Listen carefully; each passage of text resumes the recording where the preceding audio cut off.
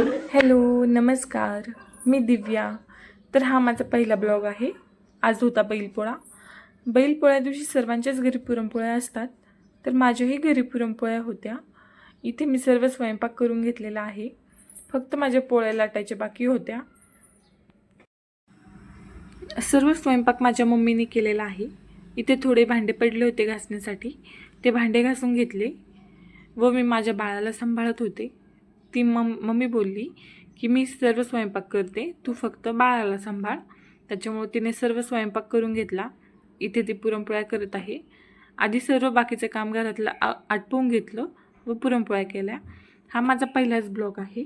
जर काही माझ्याकडून चुकीचं बोलण्यात आलं तर सॉरी. व्हिडिओ आवडल्यास मला फॉलो नक्की करा, चॅनलला सबस्क्राईब करा.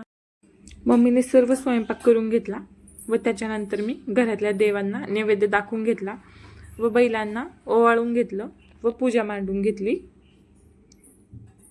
नैवेद्य दाखवून घेतला.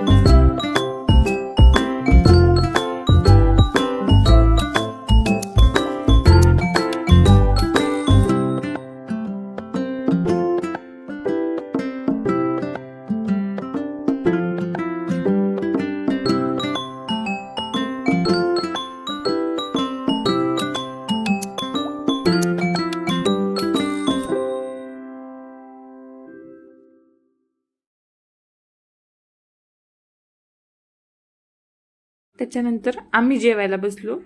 आमचं जेवण झाल्यानंतर मी सर्व घरातली कामे आटपून घेतली. भांडे वगैरे घासली, झाडून पुसून परत एकदा झाडून पुसून घेतलं. सकाळी तर झाडून पुसून घेतलंच होतं मी, तरी पण परत एकदा घेतलं, कारण की घर खूप हे होतं, चिकट होऊन जातं. त्याच्यामुळे परत एकदा सर्व कामे आटपून घेतली. मग मनस्वीचं आवरून दिलं. त्याच्यानंतर संध्याकाळी आम्हाला थोडं गावात जायचं होतं दिवे आणण्यासाठी. माझ्याकडे दिवे होते, पण ते मी गावाला गेले तेव्हा मी कुठं ठेवले माझ्या लक्षातच आले नाही.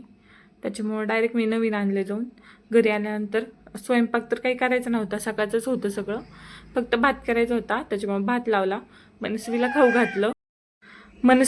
घातलं. त्याच्यानंतर आम्ही जेवण केलं. जेवण झाल्यानंतर सर्व काम आटपून घेतलं घरातलं व झोपून घेतलं. अशा प्रकारे दिवसाचा शेवट झाला. व्हिडिओ आवडला असल्यास लाईक करा, सबस्क्राईब करा, शेअर करा. धन्यवाद.